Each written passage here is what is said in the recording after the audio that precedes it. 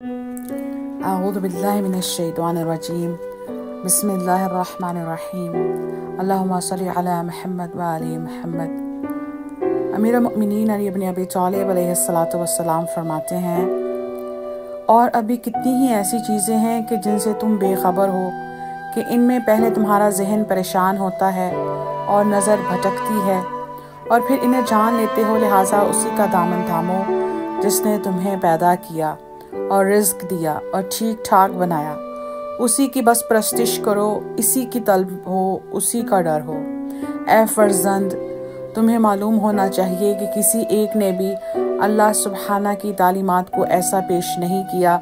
جیسا رسول اللہ صلی اللہ علیہ وآلہ وسلم نے، لہٰذا ان کو بطبیب خاطر اپنا پیشوا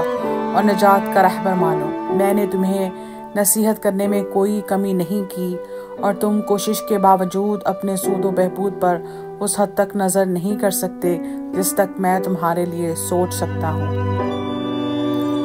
اے فرزند، یقین کرو کہ اگر تمہارے پروردگار کا کوئی شریک ہوتا تو اس کے بھی رسول آتے اور اس کی سلطنت و فرمانروائی کے بھی آثار دکھائی دیتے، اور اس کے افعال و صفات بھی کچھ معلوم ہوتے، مگر وہ ایک اکیلا خدا ہے،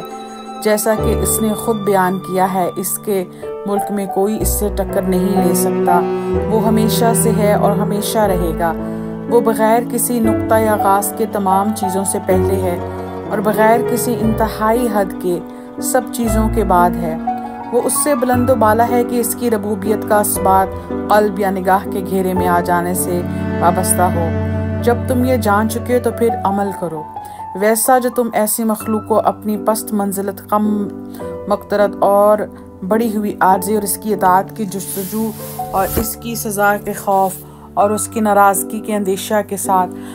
اپنے پروردگار کی طرف بڑی احتیاج کے ہوتے ہوئے کرنا چاہیے۔ اس نے تمہیں انہی چیزوں کا حکم دیا ہے جو اچھی ہیں، اور انہی چیزوں سے منع کیا ہے جو بری ہیں۔ اے فرزند، میں نے تمہیں دنیا اور اس کی حالت اور اس کے بے ثباتی اور ناپائیداری سے خبردار کر دیا ہے، اور آخرت والوں کے لیے جو سر و سامان عشرت مہیا ہے اس سے بھی آگاہ کر دیا ہے،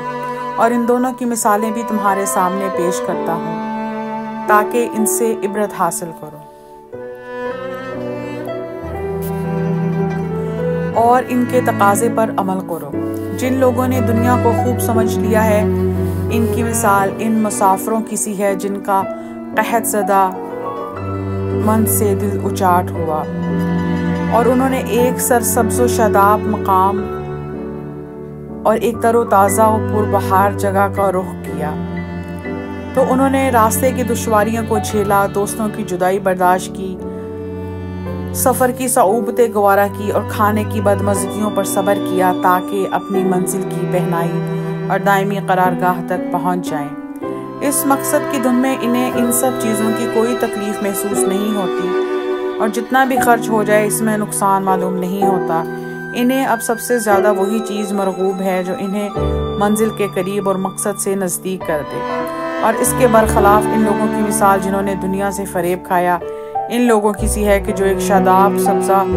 زار میں ہوں اور وہاں سے وہ دل برداشتہ ہو جائیں اور اس جگہ کا رخ کر لیں جو خشک سالیوں سے تباہ ہو۔ ان کے نزدیک سخت ترین حادثہ یہ ہوگا کہ وہ موجودہ حالت کو چھوڑ کر ادھر جائیں کہ جہاں انہیں اچانک پہنچنا ہے، اور بہر صورت وہاں جانا ہے۔ اے فرزند، اپنے اور دوسرے کے درمیان ہر معاملہ میں اپنی ذات کو میزان قرار دو۔ جو اپنے لیے پسند کرتے ہو وہی دوسروں کے لیے پسند کرو، اور جو اپنے لیے نہیں چاہتے اسے دوسروں کے لیے بھی نہ چاہو۔ جس طرح یہ چاہتے ہو کہ تم پر زیادتی نہ ہو، یوں ہی دوسروں پر بھی زیادتی نہ کرو۔ اللہم صلی علی محمد و آل محمد۔